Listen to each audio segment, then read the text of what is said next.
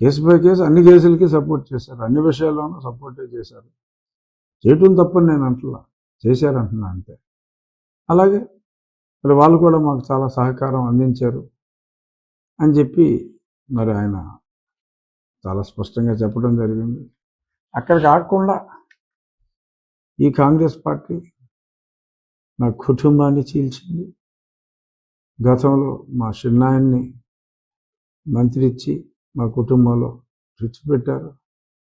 అరే నువ్వేమి చేయవు, నువ్వు మీ చిన్నాన్న అంటే నువ్వు పార్టీ నుంచి బయటకు వచ్చేస్తే నువ్వు సెపరేట్గా మళ్ళీ పోటీ చేస్తానంటే మీ చిన్నాన్న నీతో ఎందుకు రావాలి?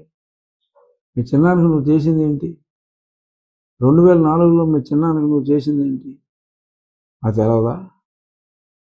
అప్పుడే తెలుసు మాకు. ఆ తర్వాత ఇంకా స్పష్టంగా తెలుసుకున్నాం. 2004లో ప్రజలందరికీ తెలియవలసింది ఏంటంటే మా చిన్నాయన చంపేశాడు, నా చిన్నాయన చంపేశాడు అంటున్నారు కదా.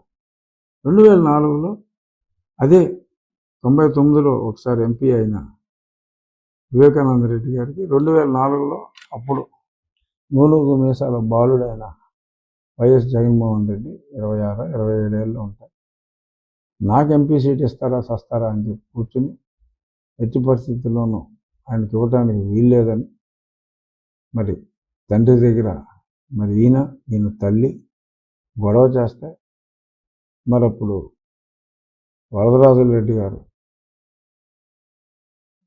ఆయనకి రాజశేఖర రెడ్డి గారు చెప్పి నువ్వు మాట్లాడి తమ్ముడితో నామినేషన్ వేయించు, నాకు ఇంట్లో గొడవగా ఉందని చెప్తే మరి వివేకానంద రెడ్డి గారు నామినేషన్ వేయటం, ఈయన అలగటం, ఆ తర్వాత 2009లో మరి ఆయనకి సీట్ రాకుండా చేయటం, ఎంపీగా మరి ఈయనే పోటీ చేయటం జరిగింది.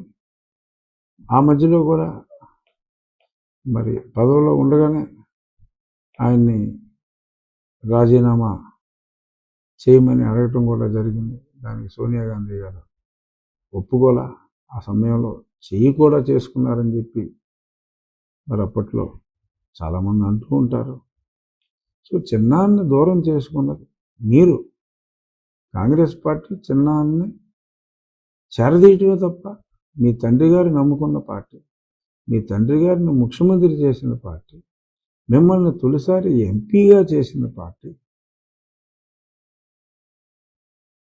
ఈ చిన్నాన్నగారికి మంత్రి పదవి వస్తే మీకెందుకు కడుపుమంట? మిమ్మల్ని మీ చిన్నాన్నగారిని విడదీసినట్టు ఎందుకు అవుతుంది?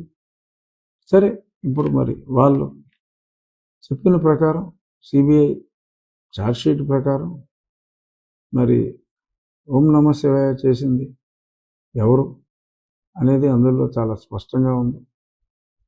మరి చేసింది అప్పుడు సీట్ రాకుండా చేయాలనుకున్నది మీరు. సరే ఇది మీరు కాకపోయినా మీ సహచరులు ఆయన్ని పరలోకమునకు పంపించేది కదా. ఇప్పుడు కథ గుర్తొస్తాను. ఆ మధ్యన కథ నేను కూడా రచ్చబండలో చెప్పినట్లు ఉన్నా.